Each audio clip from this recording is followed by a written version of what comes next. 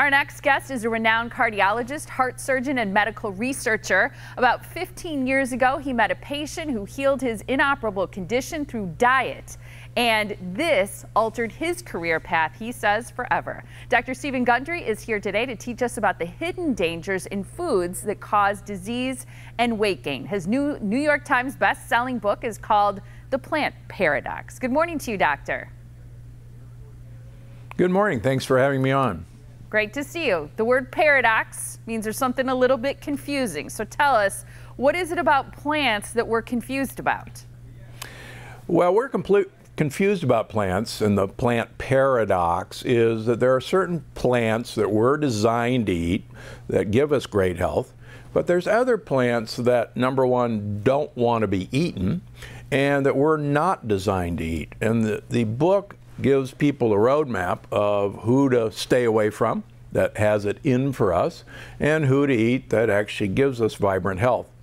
And unfortunately, so many of the foods that we're told are good for us are actually the problem in our modern American diet. All right, let's break this down. So you're saying there are some plants we're told to eat that are a problem in our diet. What are some of them? So we're told to eat healthy whole grains and beans, and yet no human being ever ate a grain or a bean until 10,000 years ago when agriculture got started.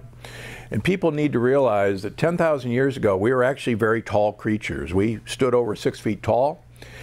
By 2,000 years into agriculture, eating grains and beans, we shrunk to 4 foot 10 inches. That's a big change, all because of these proteins in grains and beans that are called lectins. And lectins are the plant defense system to keep their babies from being eaten. And so whole grains and beans have these lectins. And unfortunately, they're not destroyed by cooking.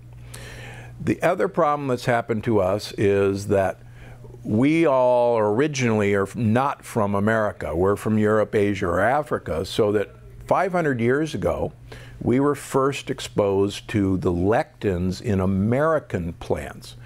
And some of those are our most beloved plants. For instance, tomatoes. There's a smashed tomato on the cover for a very good reason. Tomatoes are a nightshade family. They include the peppers, eggplant, potatoes, goji berries. Our beloved beans that are actually called nuts, peanuts, and cashews are from America. Our beloved corn and quinoa are American. And believe it or not, the French banned corn as unfit for human consumption in 1900 and felt it was only fit for fattening pigs for slaughter. And that brings up an important point from the plant paradox. We use grains and beans to fatten our animals for slaughter. We've never figured out how to fatten an animal without grains or beans or both. And guess what? Grains and beans are how we fatten Americans. And it was one of the real eye-openers that made me change my life and my lifestyle 15 years ago when I met Big Ed. And I was a big fat guy, a smart heart surgeon and cardiologist, and I could never get my weight down until I removed these things that I was never designed to eat.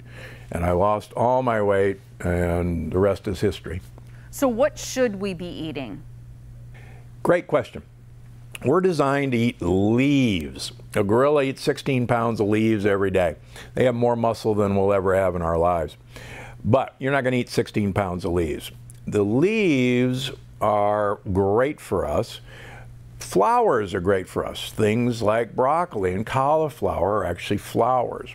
We're designed to eat tubers, things like sweet potatoes, things like jicama. We're also designed to eat nuts, walnuts, pistachio nuts, macadamia nuts, and we're designed to eat oils from olives. There's amazing studies having people use a liter of olive oil per week for 5 years.